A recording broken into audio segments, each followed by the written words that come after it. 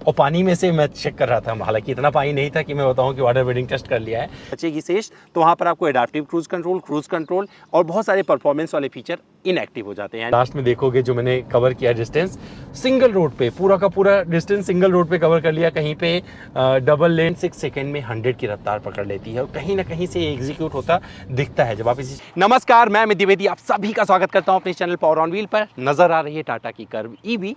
Company कहती है कि 585 किलोमीटर की रेंज ये देती है। क्लेम किया किसने? टाटा ने। इसके बाद में जब हम ड्राइव पर आए तो उन्होंने बताया जो प्रैक्टिकल रेंज है, जो उनकी इतनी सारी ईवीज बिक चुकी हैं, क्योंकि 12% के आसपास जो है सेल है ईवी का है टाटा मोटर्स की तरफ से, तो उस डेटा के आधार पर बताया कि ये रेंज 400 किलोमीटर का प्रैक्टिकल दे सकती है। 45 के WH पैक और 55 की WH पैक, 2 पैक में आती है। और मैं 55 वाला चला रहा हूँ जो इसका टॉप वेरिएंट है, और इरादा नेक है, निकल पड़ा हूँ रेंज टेस्ट करने, क्योंकि जो कंपनी ने 2 रेंज बोले ना, एक 400 हो गया, एक 585 हो गया, मैं जानना चाहता हूँ चला के इसे कि कितना रेंज दे सकती है। तो मैंने क्या किया, जैसे मेरे पास गाड़ी आई तो मैंने इरादा किया बांसवाड़ा जाने का। उदयपुर से बांसवाड़ा गया सीधे, और वापस चलने की तरफ मैं अग्रसर हूँ। अभी आधे रास्ते में हूँ, बांसवाड़ा से जाके लौट चुका हूँ। तो मुझे लगा क्यों ना आपको बताऊं कि इसका रेंज टेस्ट कंप्लीट हो रहा है। तो अभी भी हमारे पास 27-28% बैटरी बची हुई है, लेकिन ये परफेक्ट रेंज कितना देती है इस वीडियो के लास्ट में आपको पता चल जाएगा। चलाने में कैसी है, कितना कंफर्ट ऑफर करती है, परफॉर्मेंस वगैरह कैसा है, और जब इस गाड़ी में आप बैठेंगे तो क्या लोग मुड़कर देखते हैं, रोड प्रेजेंस वगैरह कैसा है वो भी बताएंगे। वारंटी वगैरह की भी चर्चा की जाएगी, और क्या आपको खरीदना चाहिए या नहीं इसका भी जवाब दिया जाएगा। तो चलिए शुरू करते हैं।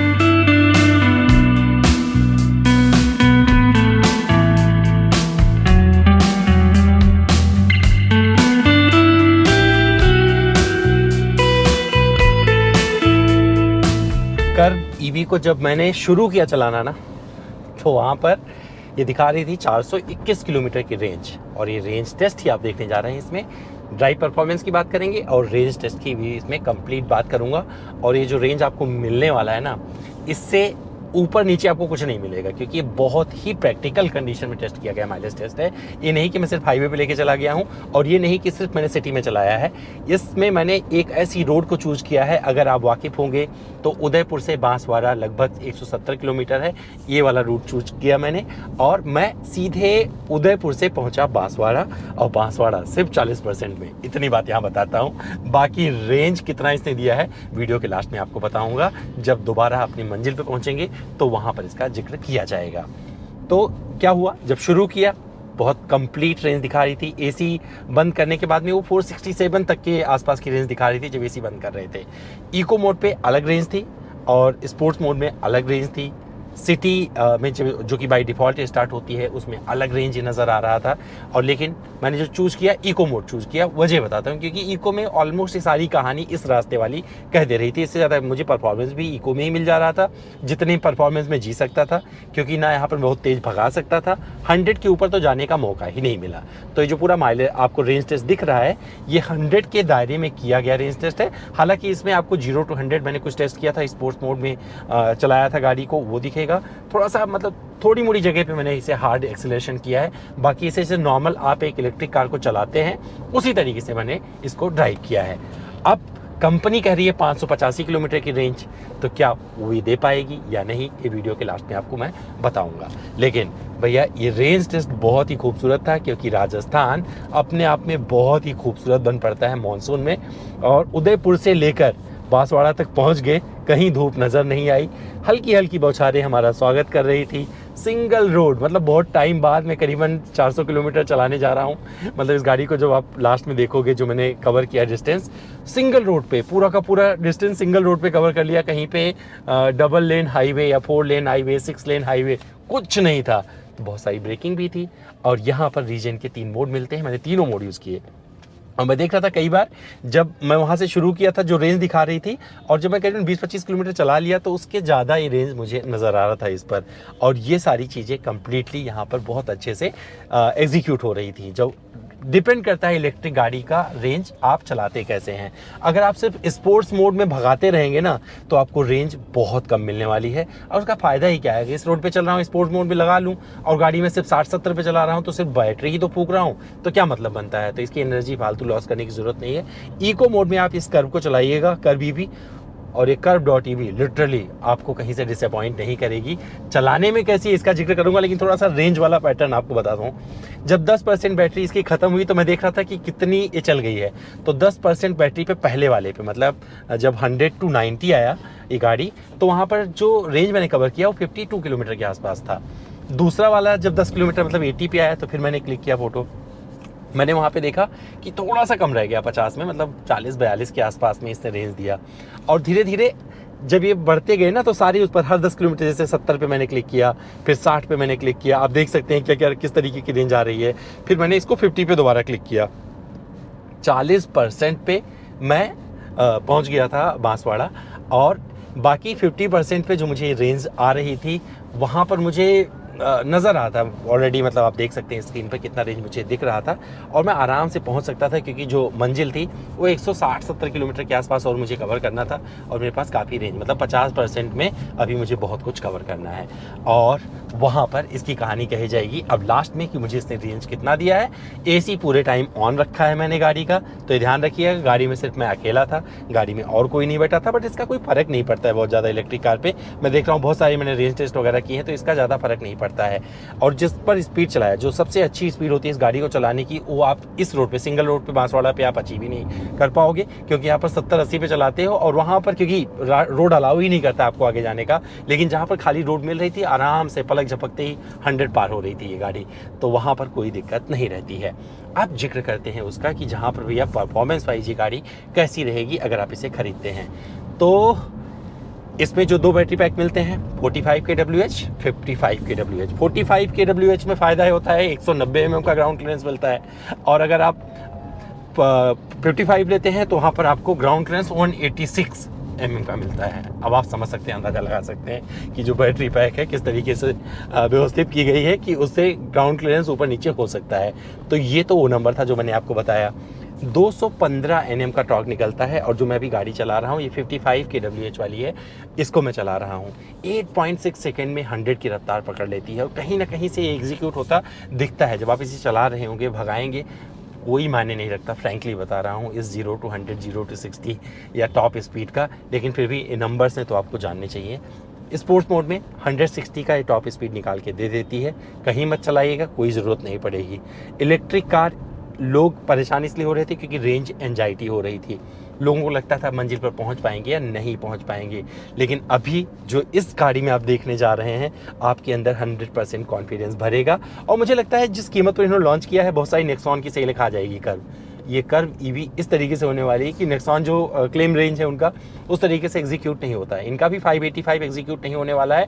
हो सकता है अगर आप सिर्फ 60 की स्पीड पर चलाएंगे तो वहाँ पर क्या होगी, हो सकता है 585 उसके ऊपर भी देके चली जाए। लेकिन अगर आप एसी भी चलाएंगे, नॉर्मल कंडीशन को फॉलो करेंगे, थोड़ी भगाएंगे भी जहाँ मौका मिलेगा, तो वहाँ पर वही रेंज मिलेगी जो इस वीडियो के लास्ट में आप देखेंगे।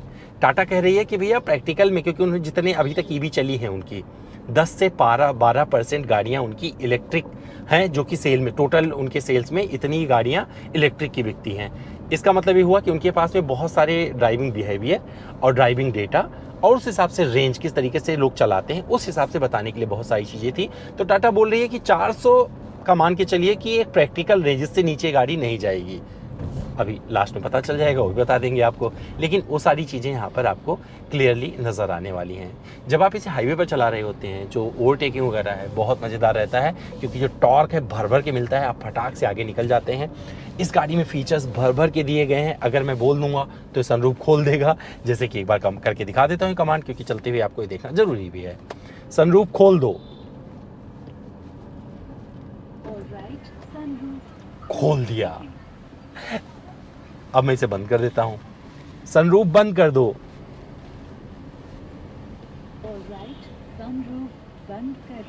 ऐसे बहुत सारे कमांड में दे दूंगा और ये गाड़ी मानती चली जाएगी। और यहाँ पर बड़ा सा आपको एक पैनोरामिक सनरूफ मिलता है, काफ़ी अच्छी विजिबिलिटी दे रहा है। जहाँ पर मैं चला रहा हूँ यहाँ पर इसका फ़ायदा भी मिल रहा है। पूरी हरियाली अगर कोई पीछे बैठा है देख सकता है। पीछे बैठने का जिक्र किया है तो बताऊँ, पीछे पर बैठकर मैं ज़्यादा ट्रैवल नहीं करूँगा इसमें। वजह उसकी है क्योंकि मेरी हाइट ज़्यादा है और जो रूपिंग जो इसका फ्लोटिंग रूप है जो पीछे की तरफ जा रहा है वो मेरे सर में टकराता है। तो बैठ कर देख रहा था तो वहीं कहीं पर मुझे वो वाला कंफर्ट नहीं मिला जिसको मैं ढूंढ रहा था, तलाश रहा था।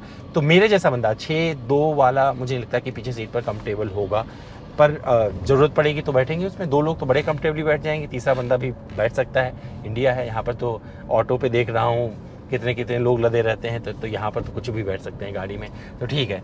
तो ये सारी चीज़ें हो गई। कंफर्ट में अगर बात करेंगे तो पीछे जिसकी हाइट 5'6", 5'7" होगी वो आराम से बैठकर चल सकते हैं। फ्रंट की दोनों सीटें बहुत ही लाजवाब हैं और इसमें कोई दिक्कत नहीं आने वाली है। वेंटिलेटेड सीट मिल जाती है। सबसे अच्छी चीज़ मुझे लग रही है, इस गाड़ी को लोग मुड़ मुड़ के देख रहे हैं। तो बांसवाड़ा में खड़ा था, वहाँ पे काफ़ी कुछ लोग पूछने आ गए। तो ये एक रोड प्रेजेंस लेके अपने साथ में चलती है जो कि काफ़ी कुछ इसके फेवर में जाता है इस गाड़ी के।